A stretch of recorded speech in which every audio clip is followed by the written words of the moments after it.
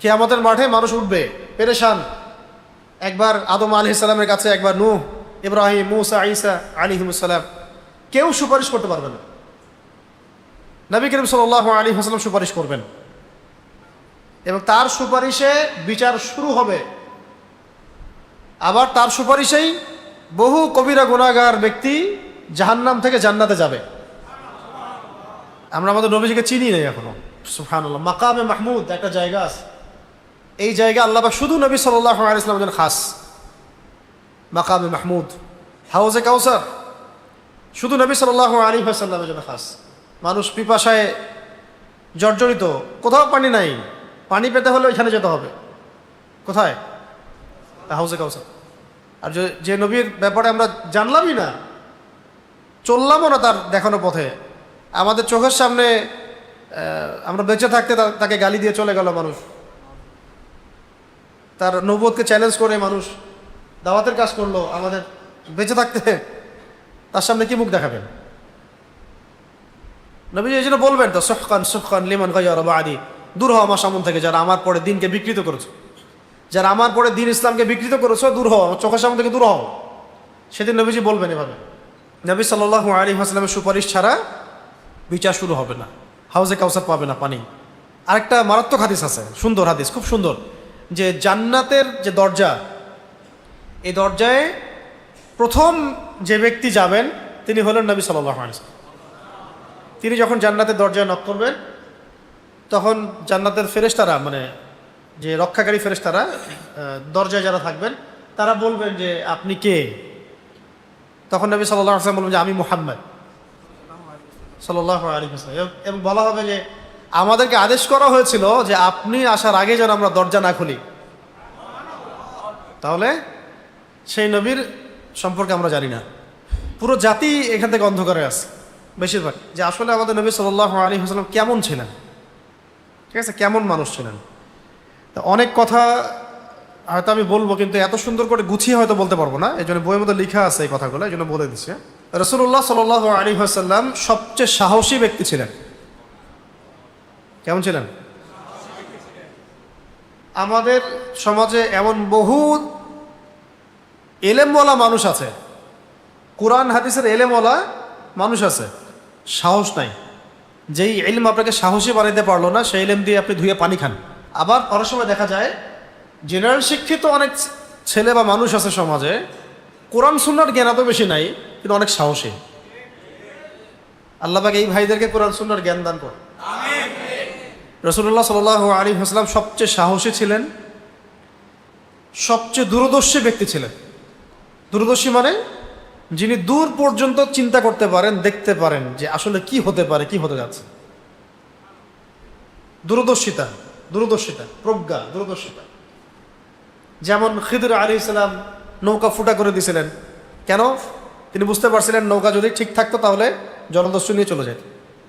তো বাচ্চা একটাকে হত্যা করে ফেলছিলেন, মনে আছে? এই বাচ্চা বড় হইলে কি হইতো? কাফের হইতো। দেওয়াল নির্মাণ করে দিয়েছিলেন, কিন্তু মূসা আলাইহিস সালাম কিন্তু বুঝতে পারেন নাই। মূসা আলাইহিস সালাম বারবার বলছিলেন যে এটা কেন করলেন, এটা কেন করলেন, এটা কেন করলেন। এই যে খিদর আলাইহিস সালামের দূর পর্যন্ত দেখার যে ক্ষমতা, এটার নাম কি? দূরদর্শিতা। আমাদের নবী সাল্লাল্লাহু আলাইহি ওয়াসাল্লাম অত্যন্ত দূরদর্শী ব্যক্তি ছিলেন এবং বাহাদুর ছিলেন। বাহাদুর ছিলেন। এগুলোর প্রত্যেকটা শব্দের দলিল এবং ঘটনায় ভিতরে কেসসাগুলোতে মজুদ আছে। যেমন হুনাইনের যুদ্ধ হচ্ছিল, ছত্রভঙ্গ হয়ে গেছে সাহাবায়ে কেরাম। হুনাইনের যুদ্ধটা কঠিন যুদ্ধ ছিল, মুসলিমদের সংখ্যা অনেক বেশি ছিল, কিন্তু পরীক্ষায় পড়েছিল মুসলিমরা যুদ্ধের মাঠে। মুসলিমদের সংখ্যা অনেক বেশি ছিল এবং তারা সংখ্যাধিক্যের কারণে একটু গর্ব করছিল যে আজকে তো আমাদের সংখ্যা অনেক বেশি, কে আমাদেরকে হারাবে। আল্লাহ রাব্বুল আলামিন তখন পরীক্ষা করেছে। হুনাইনের যুদ্ধ, কোন যুদ্ধ? হুনাইন। তো যখন সাহাবায়ে কেরাম ছত্রভঙ্গ হয়ে যাচ্ছিলেন, তখন নবী সাল্লাল্লাহু আলাইহি ওয়াসাল্লাম সামনে একা এগিয়ে গিয়েছেন, গিয়ে বলেছে যে আমি মুহাম্মদ ইবনে আব্দুল মুত্তালিব, আমি নবী এবং আমি মিথ্যাবাদী নই, আমার কাছে সাহাবীরা এসো। জোরে ডাক দিয়েছেন। এবার আব্বাস রাদিয়াল্লাহু আনহু তিনি ডাক দিয়েছেন, আরও কয়েকজন সাহাবী জোরে জোরে ডাক দিয়েছেন। তখন সাহাবায়ে কেরাম আবার ওই নবী সাল্লাল্লাহু আলাইহি ওয়াসাল্লামের কাছে আসছেন। অত্যন্ত সাহসী ছিলেন তিনি, বাহাদুর ছিলেন। এবং অধিক পরিমাণে দানশীল ছিলেন, অধিক পরিমাণে দানশীল ছিলেন। যখনই কেউ তার কাছে কিছু চাইতো সঙ্গে সঙ্গে তিনি সেটা দিয়ে দিতেন। যখনই কেউ তার কাছে কিছু চাইতো সঙ্গে সঙ্গে তিনি সেটা দিয়ে দিতেন। মানে তাকে মানুষ খুব আপন মনে করত, যে কেউ তার কাছে গিয়ে তার কষ্টের কথা বলতে পারত। সবাইকে তিনি বুকে টেনে নিতেন, কাউকে ফিরাই দিতেন না, ধাক্কা দিয়ে ফিরাই দিতেন না। এমনকি হাদিসে আমরা এটাও পড়েছি, একবার নবী সাল্লাল্লাহু আলাইহি ওয়াসাল্লাম একটা বাগানে ঢুকলেন পানি পান করার জন্যে মদিনায়। দৌড়ে একটা উট তার কাছে আসছে, উট এসে তার গাটা নবী সাল্লাল্লাহু আলাইহি ওয়াসাল্লামের কাছে, মানে করে না ওই প্রাণীর একটু গা মাথাটা ঘষে, উটটা নবী সাল্লাল্লাহু আলাইহি ওয়াসাল্লামের কাছে এসে রাসূল সাল্লাল্লাহু আলাইহি ওয়াসাল্লামের কাছে তার মানে মাথাটা ঘষা শুরু করলো, আর কি কাদা শুরু করলো। মনে হচ্ছে কিছু বলছে, আর মনে হচ্ছে কিছু বলছে, কিছু অভিযোগ করতেছে। একটু পরে নবী সাল্লাল্লাহু আলাইহি ওয়াসাল্লাম বললেন যে এই উটের মালিক কে? এই উটের মালিক কে? তার মালিককে ডেকে আনা হলো। তুমি উটটাকে ঠিক মতো খাইতে দাও না কেন? উটটাকে ঠিক মতো পানি পান করতে দাও না কেন? উটের উপর জুলুম করো কেন? ইয়া রাসূলুল্লাহ, আমি কখন কি করলাম? যে তোমার উট আমার কাছে বিচার দিয়েছে তোমার নামে। উটটা এসে তার ভাষায় তোমার নামে আমাকে বিচার দিয়েছে। মানে পশু, একটা পশু, অবলা প্রাণী পর্যন্ত রাসূল সাল্লাল্লাহু আলাইহি ওয়াসাল্লামকে আপন মনে করতেন, তার কাছে গিয়ে বলা যাবে। এখনও আপনি যদি ওমরা করতে যেতে পারেন, হজ করতে যাবেন যখন, ইনশাআল্লাহ অবশ্যই মদিনা তো যাবেনই জিয়ারত করতে। রিয়াদুল জান্নাহ, যেখানে নবী সাল্লাল্লাহু আলাইহি ওয়াসাল্লামের মিম্বর এবং বাসার যে মাঝখানের ছোট জায়গাটুকু, এখানে নামাজ পড়ে সেজদা করলেও আপনার কাছে মনে হবে যে আপনি রাসূলের কাছে চলে আসছেন। বহু মানুষকে দেখিয়ে মানে অঝোর নয়নে কান্না করতেছে ওখানে, মনে হয় যেন কি আমূল পরিবর্তন তার ভিতরে। সব কষ্ট শেষ, ওখানে রাসূলকে পেয়ে গেছে, দোয়া করছে। একজন একটু অতিরিক্ত দলিলওয়ালা মানুষ ছিলেন, তিনি জিজ্ঞাসা করতেছিলেন যে এইখানে যে এইভাবে দোয়া করে মানুষ, কান্নাকাটি করে, তো এইখানে দোয়া কবুল হবে এটা কোন হাদিসে আছে? বলতেছে আর কি। আরেকজন আলেম উত্তর দিচ্ছেন যে ভাই, এইখানে যদি দোয়া কবুল না হয় তাহলে দোয়া কবুল হবেটা কোথায়? তুমি থাকো তোমার দলিল নিয়ে, তুমি তোমার দলিল নিয়ে থাকো। রাসূলের কাছে এসে যদি দোয়া করে দোয়া কবুল না হয় তো দোয়াটা কবুল হবে কোথায়? তো এগুলো কিছু মানুষ আছে না, অতিরিক্ত তর্কপ্রিয়, দ্বিধার্থে দোয়া করবেন, এখানে মন খুলে দোয়া, ইনশাল্লাহ কবুল হয়ে যাবে। তো যেটা বলছিলাম যে তিনি এমন মানুষ ছিলেন যার কাছে পশু পাখি পর্যন্ত এসে তার মনের ভাব ব্যক্ত করতে পারত। সেই রাসূলকে আমরা চিনি না। তিনি অত্যন্ত দানশীল ছিলেন, কেউ কিছু চাইলে সঙ্গে সঙ্গে দিয়ে দিতেন। ওই আপনার নবী সাল্লাল্লাহু আলাইহি ওয়াসাল্লাম রওজা, যেটা তার পিছনের দিকে একটা জায়গা আছে, এই জায়গার নাম হলো আসহাবুস সুফফা। মানে 70-80 জন সাহাবী ছিলেন যারা তাদের বাড়ি ঘর সব ছেড়ে দিয়ে রাসূলের দরবারে পড়ে থাকতেন।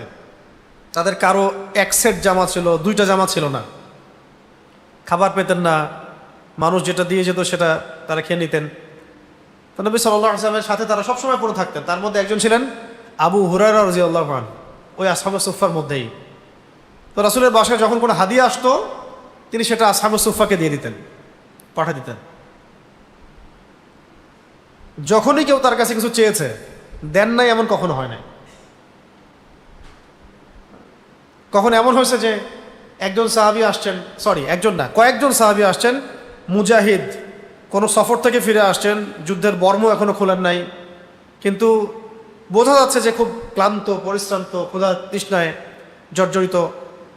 তো নবী সাল্লাল্লাহু আলাইহি ওয়াসাল্লাম বললেন যে আমার বাসায় যাও, আমার স্ত্রীদের কাছে জিজ্ঞাসা করে আসো, কেউ গিয়ে কারো বাসায় কোনো খাবার আছে কিনা। সমস্ত স্ত্রীদের বাসা খুঁজেও একটা খেজুর পাওয়া গেল না,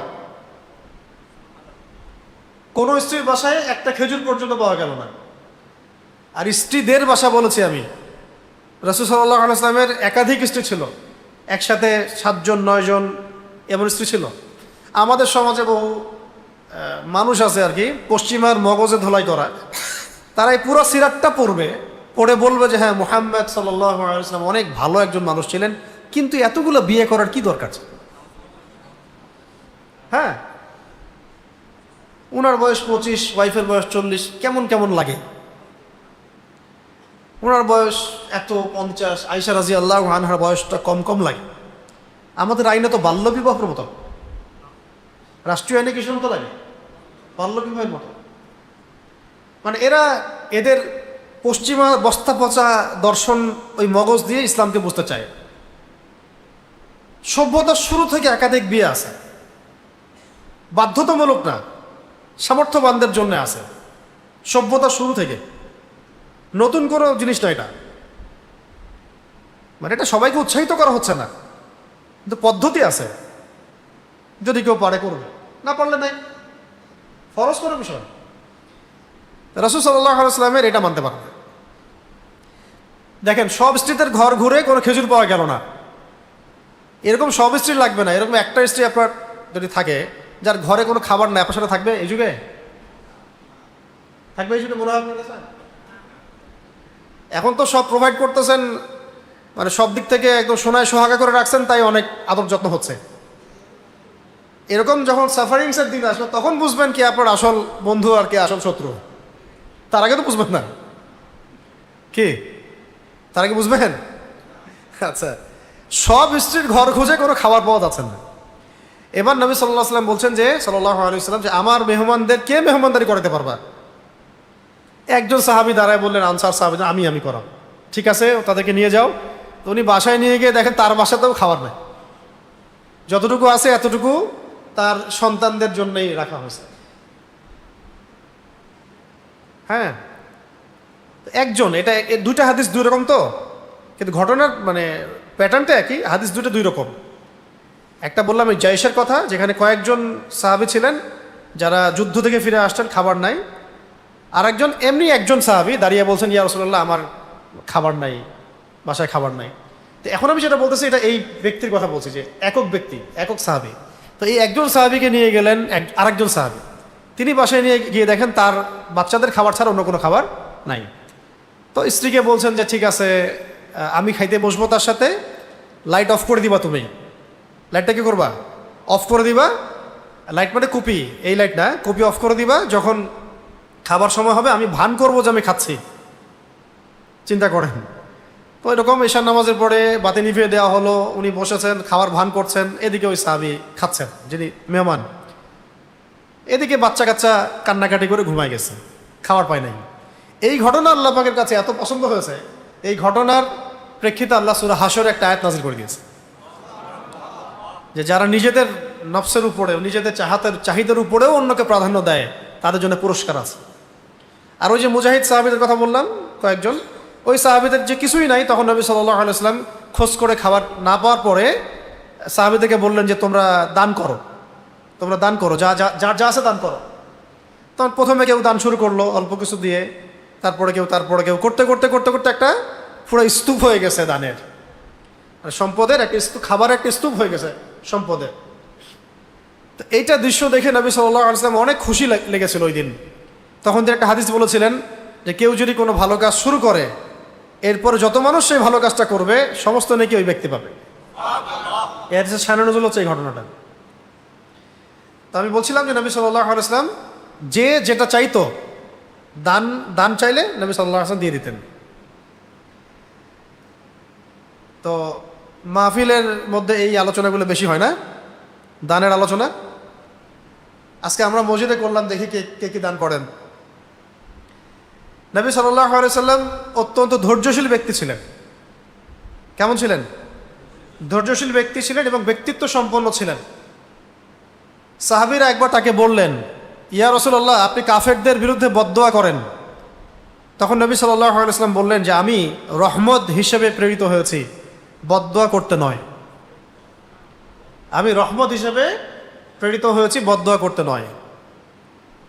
তবে নবী সাল্লাল্লাহু আলাইহি ওয়াসাল্লাম জীবনে কখনো কখনো মানে কাফেরদের বিরুদ্ধে বদদোয়া করেছেন, কখনো কখনো। যেমন মক্কায় যখন তিনি সেজদা করছেন, কাবায় উটের নাড়ি ভুড়ি চাপিয়ে দেওয়া হলো পিঠে। হ্যাঁ, উতবা বিন আবি মুঈত একজন ব্যক্তি ছিল, চাপিয়ে দিছে আর কি। তো অন্য অন্য কাফেররা হাসাহাসি করছিল, তখন নবী সাল্লাল্লাহু আলাইহি ওয়াসাল্লাম একজন একজন করে নাম ধরে ধরে বদদোয়া করেছিল। আল্লাহ, এই ওতবা, এই সাইবা, এই রাবিয়া, এর নাম ধরে ধরে, আশনাক বিন শারিক, এদের সবার ব্যাপারে তুমি ব্যবস্থা নিও। তো এই যাদের নাম ধরে তিনি দোয়া করেছিলেন, বদদোয়া করেছিলেন, তাদের সবার লাশ বদরের যুদ্ধে, বদরের কূপে পাওয়া গেছে, সবগুলো ধ্বংস হয়ে গেছে। এরকম ক্ষেত্র বিশেষে নবী সাল্লাল্লাহু আলাইহি ওয়াসাল্লাম বদদোয়া করেছেন।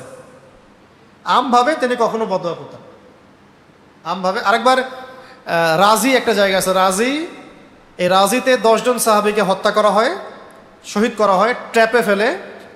আরেকটা জায়গা ছিল বীরে মাউনা, বীরে মাউনা, এই জায়গায় 70 জন সাহাবীকে ট্র্যাপে ফেলে হত্যা করা হয়। 2-3 মাসের ব্যবধানেই। তখন নবী সাল্লাল্লাহু আলাইহি ওয়াসাল্লাম 3 মাস পর্যন্ত বদদোয়া করেছিলেন ওই কওমের বিরুদ্ধে যারা এই কাজটা করেছে। এরকম কিছু ঘটনা আছে, কিন্তু আমভাবে তিনি বদদোয়া করতেন। তার দাঁত মোবারক শহীদ হয়ে গিয়েছিল উহুদের যুদ্ধের দিন, তবুও তিনি তাদের জন্য বদদোয়া করেন নাই, বরং ক্ষমার দোয়া করেছিলেন যে আল্লাহ আমার কওমকে মাফ করে দাও, কারণ তারা জানে না। আমাদের নবী মুহাম্মদ সাল্লাল্লাহু আলাইহি ওয়াসাল্লাম সবচেয়ে লজ্জাশীল ছিলেন। কেমন ছিলেন? লজ্জাশীল ছিলেন। এজন্য তার দৃষ্টি কারো উপর স্থির থাকতো না, মানে লজ্জায় কারো প্রতি তিনি অনেকক্ষণ তাকায় থাকতেন না, মানে চোখ নামায় নিতেন, চোখ সরাই নিতেন। ব্যক্তিগতভাবে তিনি কারো প্রতি প্রতিশোধ গ্রহণ করতেন না, যাকে বললাম, এবং ব্যক্তিগতভাবে কারো উপর রাগ করে থাকতেন না, বরং ক্ষমাই ছিল তার মাহাত্ম্য, ক্ষমাই ছিল তার মাহাত্ম্য।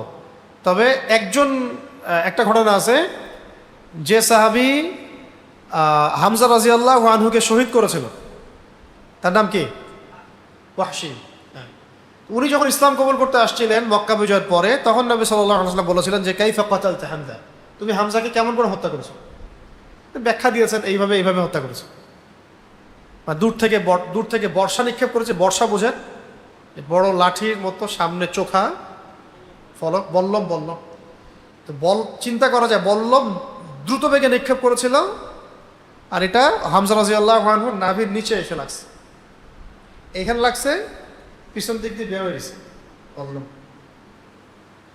ওই অবস্থায় তিনি তরবারি নিয়ে মানে তেড়ে আসতে যাচ্ছিলেন ওর দিকে, যে এটা এই বল্লমটা ছুঁড়েছে আর কি ওয়াহশী। এই শাহাদাতটা রাসূল সাল্লাল্লাহু আলাইহি ওয়াসাল্লামকে অনেক কষ্ট দিয়েছে, অনেক কষ্ট পাইছেন। তার চাচা, আপন চাচা সাইয়্যিদুশ শুহাদা হামজা রাদিয়াল্লাহু আনহু, তিনি যখন শুনলেন এইভাবে হত্যা করেছে, তখন তিনি বললেন যে যদি তোমার চেহারাটাকে আমার থেকে দূরে রাখতে পারো তাহলে সেটাই করো। ইসলাম কবুল করেছেন, ইসলাম কবুল করার পরে বলেছেন যদি সারা জীবন তুমি তোমার চেহারাটাকে আমার থেকে দূরে রাখতে পারো তাহলে সেটাই করো, আমার সামনে আসিও। রাগ। আবার নবী সাল্লাল্লাহু আলাইহি ওয়াসাল্লাম যখন রাগ করতেন, তার রাগ সহজে থামানো যাইত না, যতক্ষণ না তিনি আল্লাহর হুদুদ কায়েম করতেন, মানে আল্লাহর বিধান কায়েম করতেন। তো আসলে এটা আমি বলে বোঝাতে পারবো না, চেষ্টা করতেছি। এই যে এখানে এটা লেখাও আছে যে তিনি আমভাবে কারো উপর রাগ করতেন না, বরং ক্ষমাই ছিল তার মাহাত্ম্য। কিন্তু আল্লাহর বিধানের উপরে কেউ হাত উঠালে তিনি রাগান্বিত হতেন, আল্লাহর বিধান লঙ্ঘন করলে তিনি রাগান্বিত হতেন। আর তিনি যখন রাগ করতেন তখন তার সামনে দাঁড়ানোর সাহস কেউ পেত না, বলে গেছে। তিনি যখন রাগ করতেন তার সামনে দাঁড়ানোর সাহস কেউ পেত না। আমাদের রাসূল সাল্লাল্লাহু আলাইহি ওয়াসাল্লাম এমন ব্যক্তি ছিলেন, যখন তার সামনে 2টা কাজের মধ্যে যে কোনো একটা বেছে নেওয়ার কথা বলা হতো, তিনি উম্মার জন্য যেটা সহজ সেটা বেছে নিতেন, আমাদের জন্য যেটা সহজ সেটা বেছে নিতেন। অনেকদিন তিনি বলেছেন যে আমার মন চায় প্রত্যেক নামাজের আগেই মেসওয়াক করতে বলি, তোমাদের উপর কষ্ট হবে তাই বলি না। নামাজ যেটা আমরা পড়ি, নবী সাল্লাল্লাহু আলাইহি ওয়াসাল্লাম 3 রাত পড়েছিলেন। এরপরে আশঙ্কা করছিলেন যে ফরজ হয়ে না যায়, সবাই যেহেতু পিছনে দাঁড়িয়ে যাচ্ছে, আল্লাহ পাক যদি ফরজ করে দেন তাহলে কষ্ট হবে হয়তো উম্মার, আরও এক তো নামাজ বেড়ে গেল। এই জন্য তিনি 4র্থ রাত্রে বের হন নাই, মানে আমাদের জন্য যেন সহজ হয় এই জন্যে 3টা করেননি। এটা নফল বা সুন্নাহ হয়ে আছে আমাদের জন্যে। এরকম তিনি উম্মার জন্য যেটা সহজ সেটা বেছে নিতেন। আচ্ছা, এরপরে নবী করিম সাল্লাল্লাহু আলাইহি ওয়াসাল্লাম কখনো কখনো কোনো খাবারের দোষ খুঁজে বের করেন নাই। নবী সাল্লাল্লাহু আলাইহি ওয়াসাল্লাম কখনো কোনো খাবারের দোষ খুঁজে বের করেন নাই। আজকে আপনি বড় করে মেহমানদারি করেন, বিয়ে শাদী ইত্যাদি আয়োজন করেন, মানুষ এসে খাবে, তারপরে বলবে যে তরকারিটা ভালো হয় নাই, হ্যাঁ, আইটেমগুলো কম হয়ে গেছে। সুবহানাল্লাহ। তিনি পছন্দ হলে খাবার খেতেন, পছন্দ না হলে ছেড়ে দিতেন, দোষ ত্রুটি বর্ণনা করতেন না। আর নবী করিম সাল্লাল্লাহু আলাইহি ওয়াসাল্লাম কখনো হেলান দিয়ে, ঠেস দিয়ে, হেলান দিয়ে বসে খাবার খান নাই। নিচে দস্তরে বসতেন আর কি। আমাদের বসতে হয় অনেক সময়, নবী সাল্লাল্লাহু আলাইহি ওয়াসাল্লাম কখনো এইভাবে বসে খাবার খান, বরং তিনি তো চাটাইয়ের মধ্যে ঘুমিয়েছেন, চাটাইয়ের মধ্যে। আপনারা যদি মদিনা যেতে পারেন, যাওয়ার নিয়াত করবেন, আল্লাহ তৌফিক দাতা। ওখানে মিউজিয়াম যেগুলো এখন করা হয়েছে, এখানে এক্সিবিশন হয়, এক্সিবিশন আছে। এক্সিবিশনের মধ্যে রাসূল সাল্লাল্লাহু আলাইহি ওয়াসাল্লামের সময় তার বাসাটা যেমন ছিল ওই আদলের কিছু এক্সিবিশন ওখানে আছে। হ্যাঁ, একবার উমর রাদিয়াল্লাহু আনহু তার কামরায় এসে দেখলেন নবী সাল্লাল্লাহু আলাইহি ওয়াসাল্লাম এই খেজুরের চাটাইয়ের উপরে শুয়ে আছেন, খেজুরের চাটাইয়ের উপরে শুয়ে আছেন ফ্লোরে, এবং তার পিঠের মধ্যে দাগ হয়ে গেছে খেজুরের চাটাইয়ের। এটা দেখে উমর রাদিয়াল্লাহু আনহু অঝর নয়নে কান্না করলেন, ইয়া রাসূলুল্লাহ, পারস্যের রাজা, রোমান সম্রাট, এরা কত লাক্সারিয়াস লাইফ লিড করে, আপনি আল্লাহর রসুল, আপনি তো আল্লাহর কাছে দোয়া করতে পারেন, আল্লাহ যেন আপনাকে এরকম স্বাচ্ছন্দ্য দেন। তখন নবী সাল্লাল্লাহু আলাইহি ওয়াসাল্লাম ওই কথাটা বলেছিলেন যে ওই ব্যক্তির সাথে দুনিয়ার কি তাল্লুক, ওই ব্যক্তির সাথে দুনিয়ার কি সম্পর্ক, যে ব্যক্তি দুনিয়াতে মুসাফির, এখানে গাছের ছায়ায় বসেছে রেস্ট নিতে, এখানে তো থাকতে আসিনি আমি। আজকে সেই রাসূলের উম্মাহ আমরা, আমাদের বিলাসিতা তো শেষ নাই। বাঙালি আপনারা কতটুকু বিলাসিতা করেন? আরবে গিয়ে দেখেন বিলাসিতা কাকে বলে। আরবে যারা যাওয়া আসা করেন তারা দেখেন বিলাসিতা কাকে বলে, খাবার অপচয় কাকে বলে, খাবার অপচয় কাকে বলে। মানে রমজান মাসে যে পরিমাণ খাবার অপচয় হয়, এই খাবার দিয়ে আমার মনে হয় 1 বছর গাজাবাসীকে খাওয়ানো যাবে, গাজাবাসীকে 1 বছর খাওয়ানো যাবে। অপচয় কাকে বলে, বিলাসিতা কাকে বলে।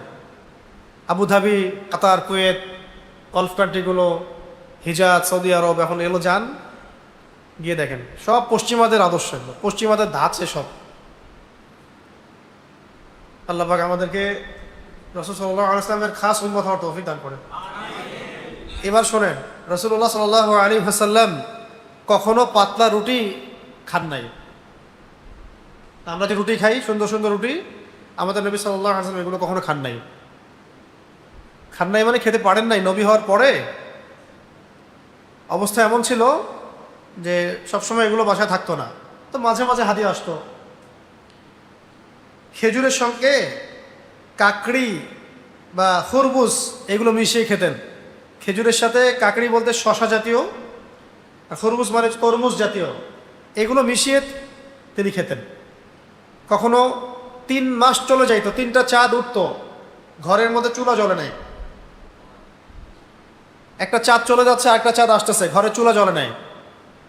আম্মাজান আয়েশা রাদিয়াল্লাহু আনহাকে সাহাবায়ে কেরাম জিজ্ঞাসা করতেন, আম্মাজান আপনারা কি কি খেয়ে থাকতেন? তিনি বলতেন যে খেজুর ভিজিয়ে রাখা হতো রাতের বেলা, ওই পানি সকালবেলা আমরা খেতাম। আমরা পারবো? আর আমাদের আহাল পরিবার এগুলো সফর করতে পারবে?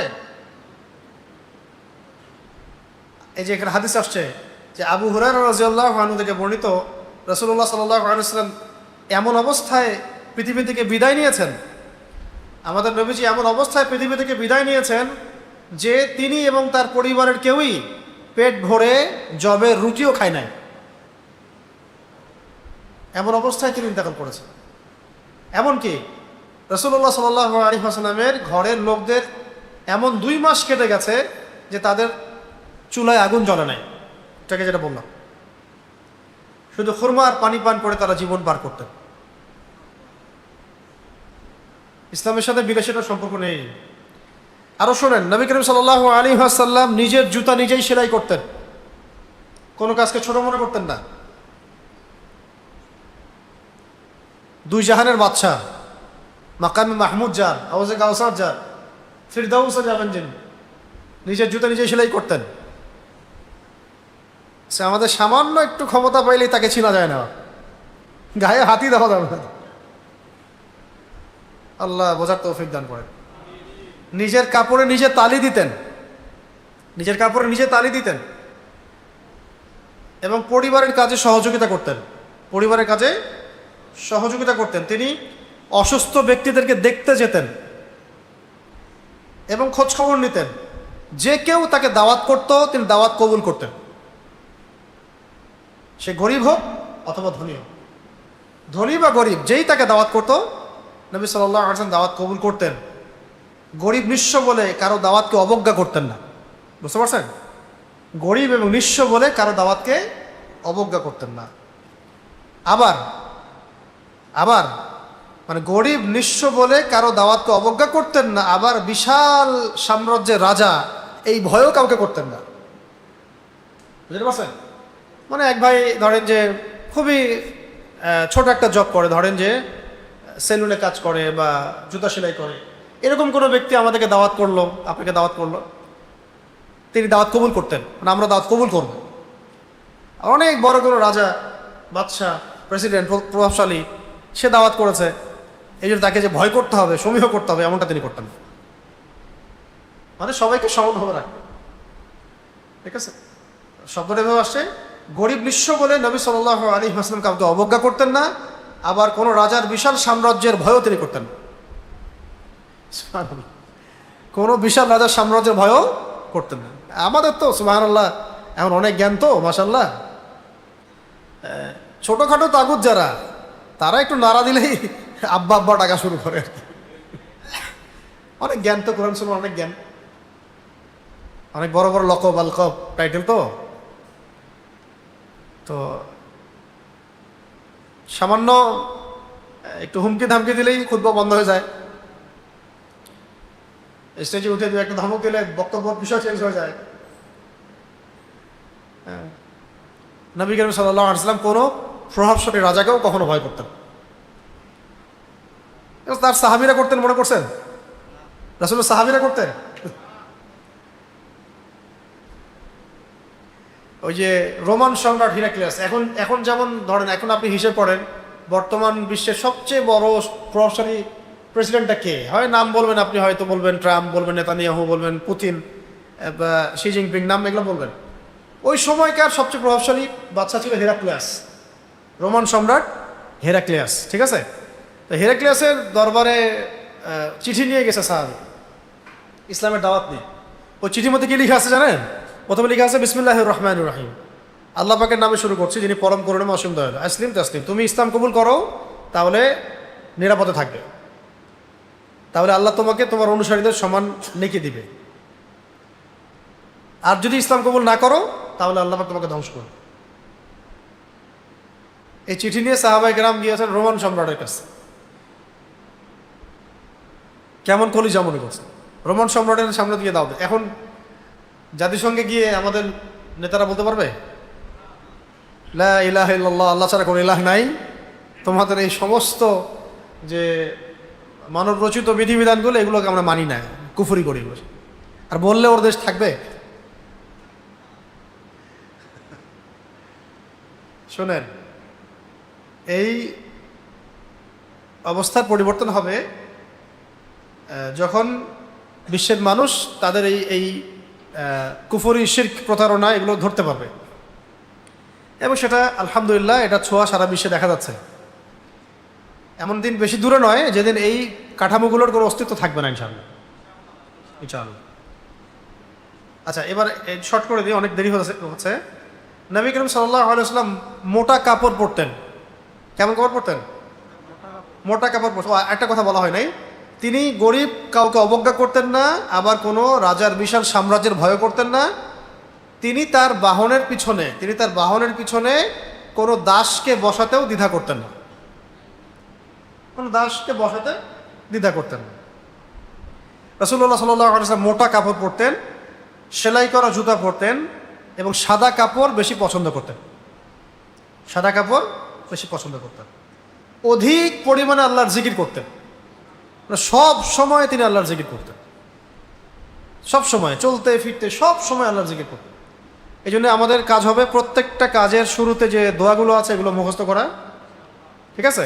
সকাল সন্ধ্যার জিকিরগুলো মুখস্থ করা, এছাড়াও সকাল সারাদিন রাত চলতে ফিরতে সুবহানাল্লাহ, আলহামদুলিল্লাহ, আস্তাগফিরুল্লাহ, লা ইলাহা ইল্লাল্লাহ এগুলো বলতে থাকে। যে যত বেশি আল্লাহর জিকির করে তার দিল তত নরম থাকে, শান্তিতে থাকে, কলবের মধ্যে নূর আসে, নূর পয়দা হয়।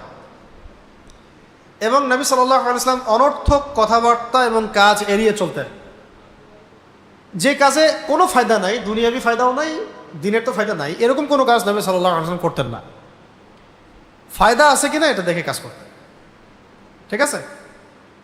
এবার আসেন, নবী করিম সাল্লাল্লাহু আলাইহি ওয়াসাল্লাম নামাজ দীর্ঘ করতেন, নামাজ দীর্ঘ করতেন। মুসল্লি পালায় যাবে আমার পিছন থেকে দীর্ঘ করলে নামাজ। এবং খুতবা সংক্ষিপ্ত করতেন। খুতবা কি করতেন?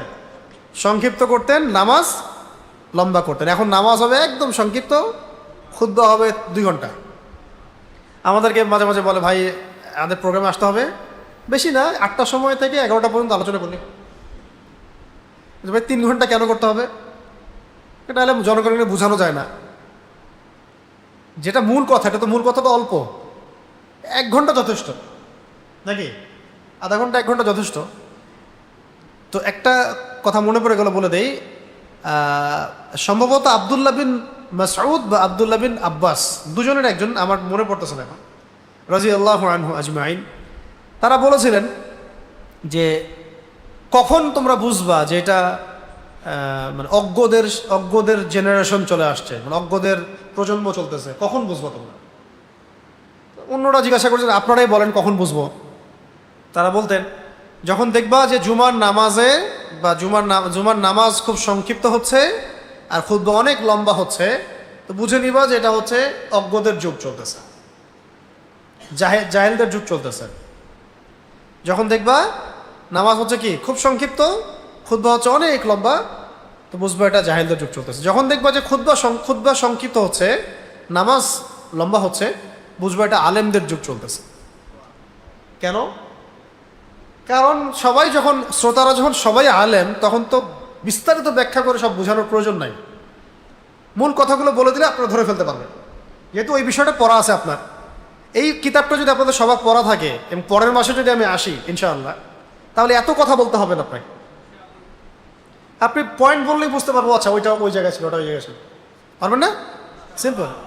এরকম যখন আলেমদের যুগ, তখন সবাই তো ঘরে ঘরে আলেম, কোরআন হাদিস পড়তেছে, তখন খুতবা লম্বা করার তো প্রয়োজন নাই, মূল কথা অল্প বললেই হয়। তো নবী করিম সাল্লাল্লাহু আলাইহি ওয়াসাল্লাম খুতবা সংক্ষিপ্ত করতেন, নামাজকে দীর্ঘ করতেন। দাস বা এই জাতীয় লোকদের সঙ্গে চলাফেরা করতেও তিনি দ্বিধা সংকোচ বোধ করতেন না।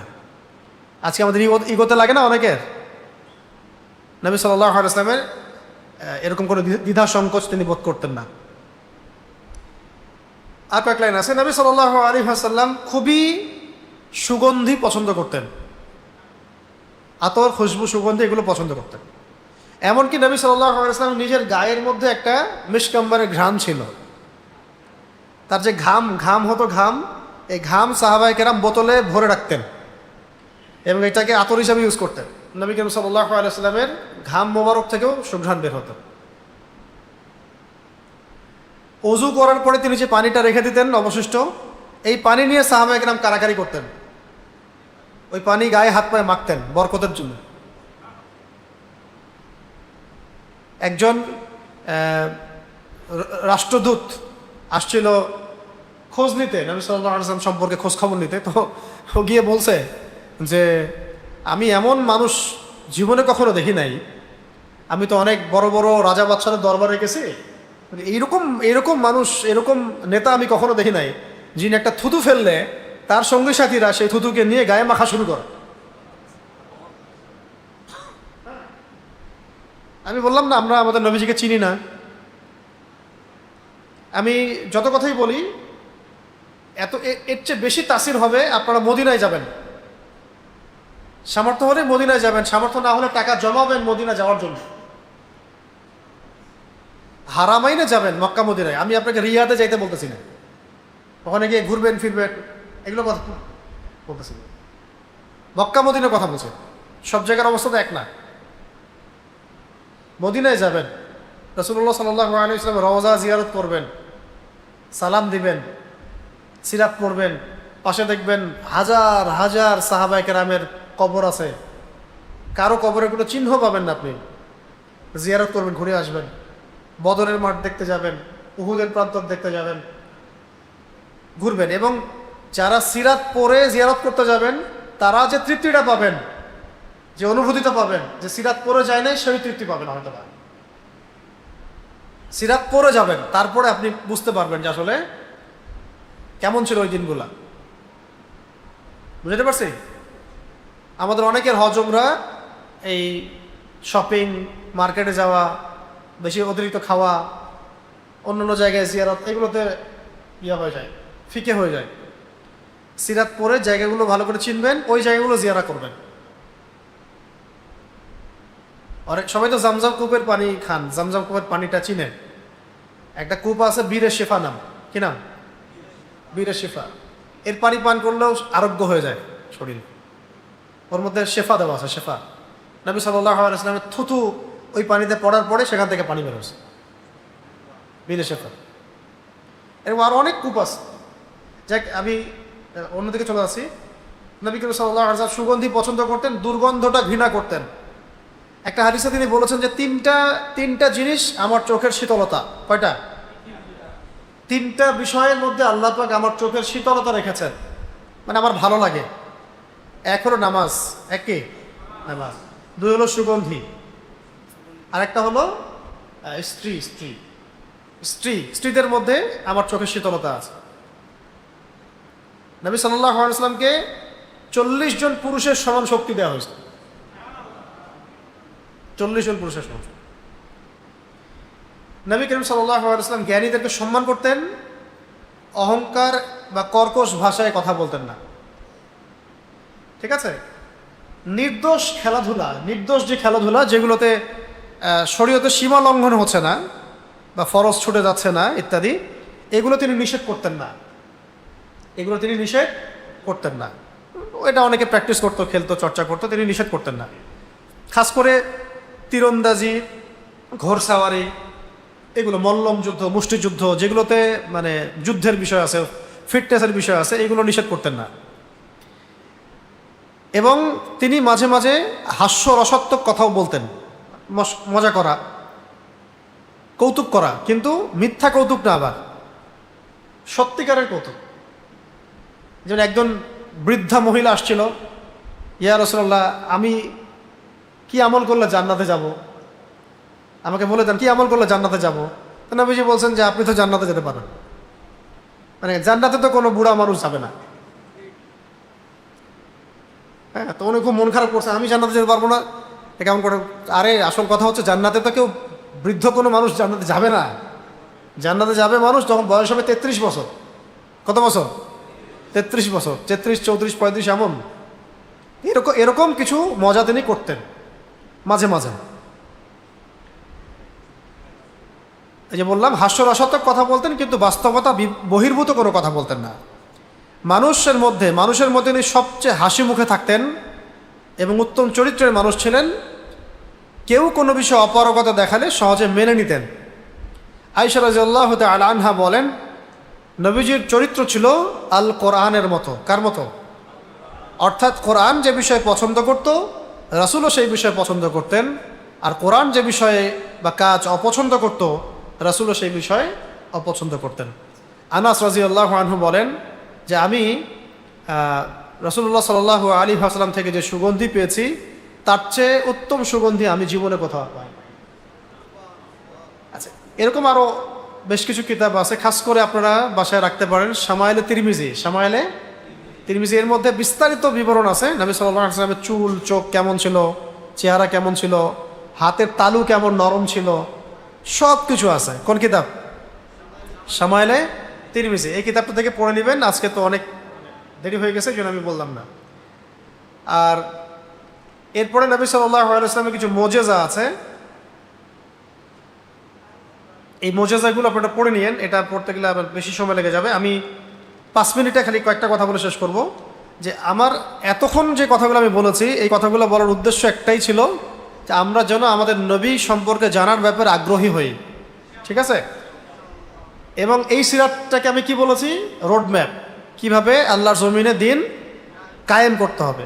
তো সংক্ষিপ্তভাবে যদি বলতে চাই 5 মিনিটে 10 মিনিটের মধ্যে, তাহলে আপনারা এটা পড়বেন যখন, তখন দেখবেন প্রথমে নবী সাল্লাল্লাহু আলাইহি ওয়াসাল্লাম একা ছিলেন। কয়জন?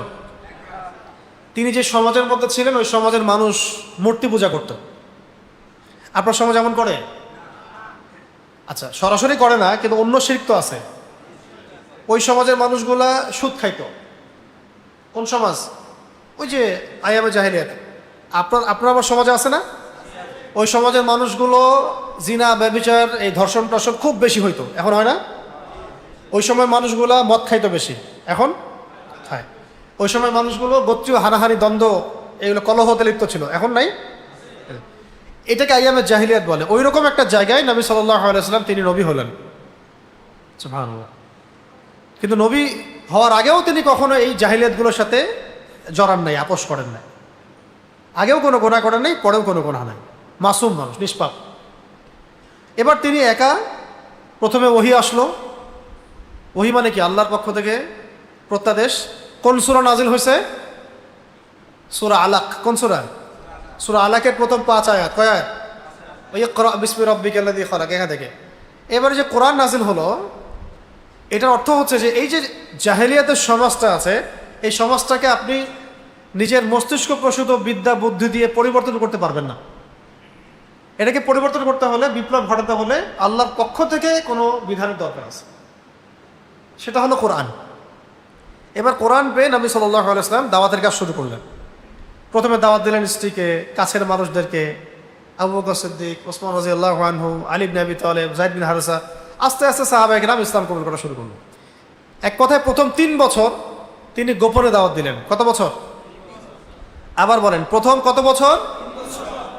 কেমন করে দাওয়াত দিলেন? গোপনে। এইভাবে সাহাবীদের সংখ্যা বাড়তে লাগলো।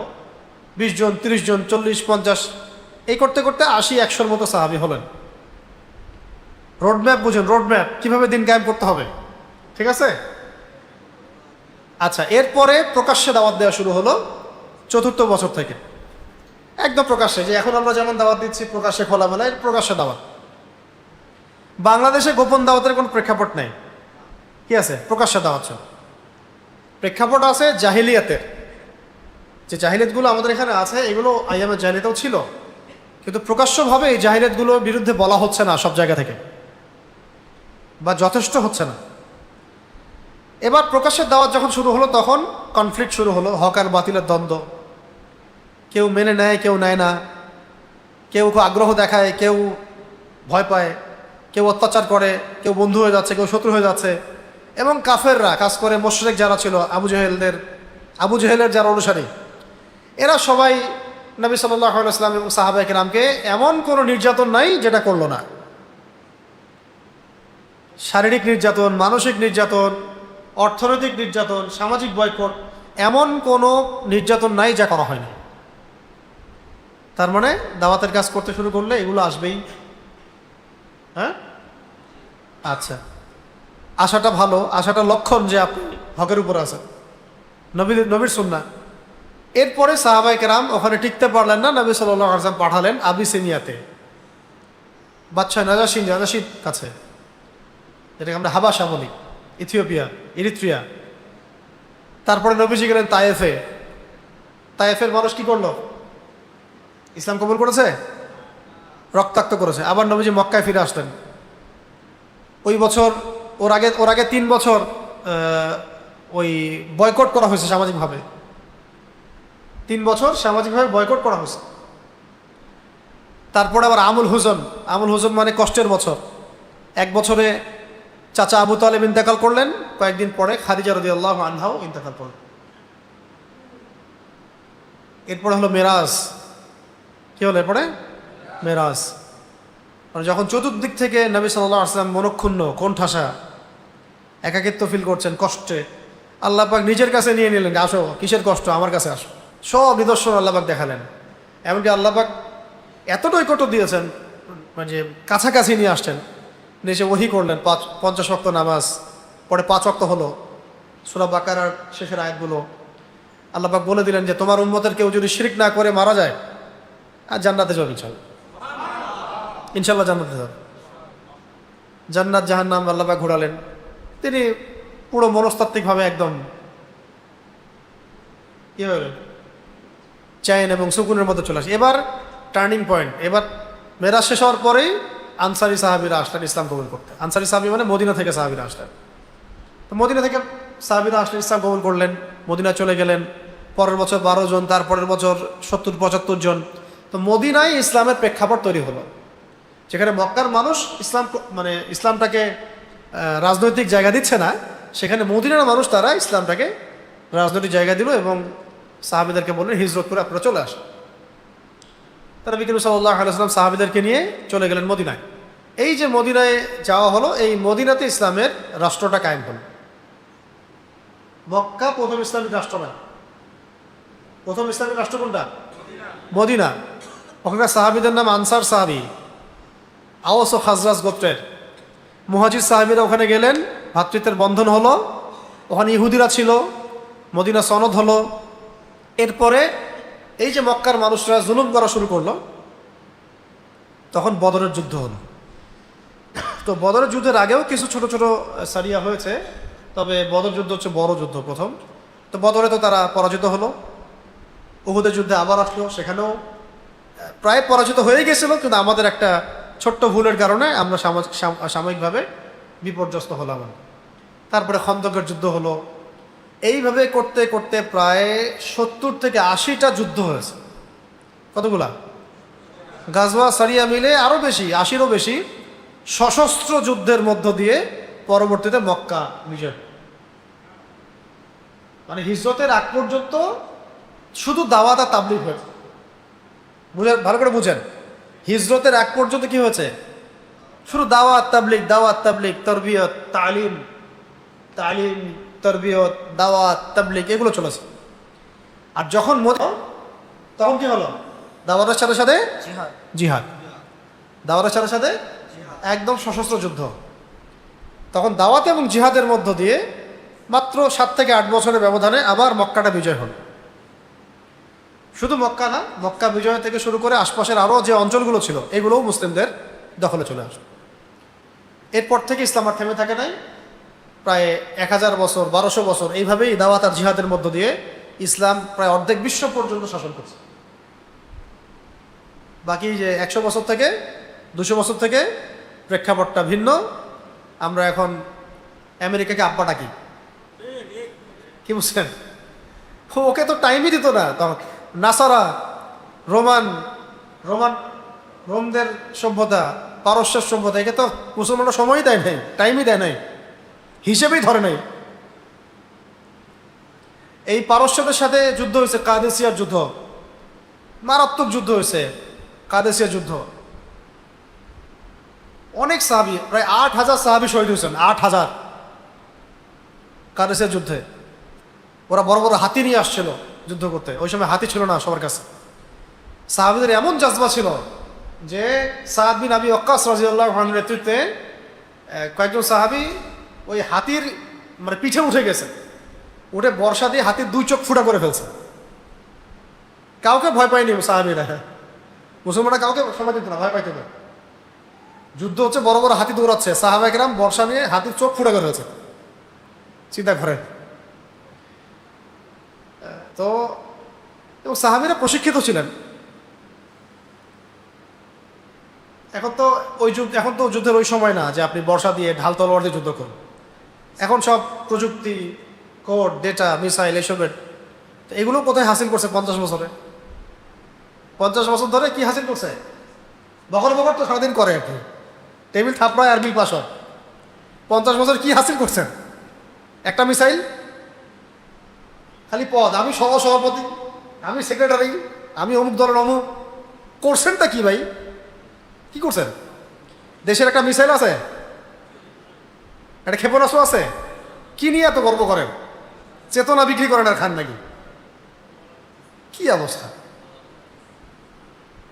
আর আপনারা বলেন মাদ্রাসায় যে আমরা মাশাআল্লাহ লাখ লাখ ছেলে পেলে পড়াশোনা করি, জীবনে কখনো চিন্তাও করছিলেন যে আপনাদেরকে মিসাইল তৈরি করতে হবে বা আপনাদের কোনো প্রযুক্তি তৈরি করার দরকার আছে? আসেন ভাই, মাদ্রাসার ভাইরা মিলে একটা অ্যাপস বানাই। জীবনে কি মাথায় আসছিল না এটা বানানো হারাম? হারাম। কাকে কাকে ছেড়ে কাকে দিয়ে কথা বলবেন? এই জাতি, এই যে পুরো নেশন আপনি কিভাবে বিজয় অর্জন করবেন? মানে আবেগে যে আরে ইন্ডিয়া কত বড় পাওয়ার হয়, হোক আমরা দেখে নিব, ব্যাস হইল, বললেন হয়ে গেল। অনলাইনে একদম গাছ বাতর হিন্দের ধোয়া তুলে দিলেন, ব্যাস বিজয় হয়ে গেল। অনলাইনে তো খেলাফত কায়েম হয়ে গেছে নাকি? অনলাইনে তো খেলাফত কায়েম হয়ে গেছে, শুধু অনলাইনে হাতটা কাটা বাকি, রজম করা বাকি, মদের শাস্তি দেওয়া বাকি। অনলাইনে জগৎটা এরকম আর কি। আর সবাই মাশাআল্লাহ মারাত্মক লেভেলের পণ্ডিত। হ্যাঁ, মানে তাদেরকে তো জ্ঞান দেওয়ার তো প্রশ্ন ওঠেই না,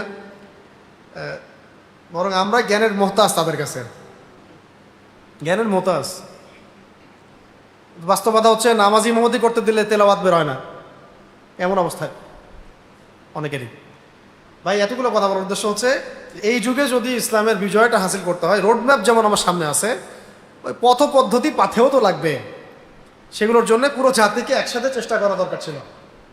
এই জন্য ইসলামের দাওয়াতগুলো, কোরআন সুন্নাহর দাওয়াত, সিরাতের দাওয়াতগুলো সব মহলে দিতে হবে। শুধু একটা মহলকে ফোকাস করে দাওয়াতের কাজ করলেও হবে না।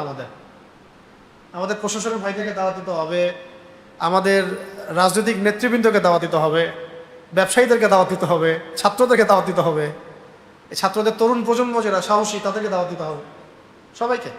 এই কাজটা নিশ্চয়ই আমি একা করবো নাকি? না, বাংলাদেশে যে কয়েকজন আলেম দেখেন এই কয়েকজনই করবে, আপনাদের কোনো কাজ নাই।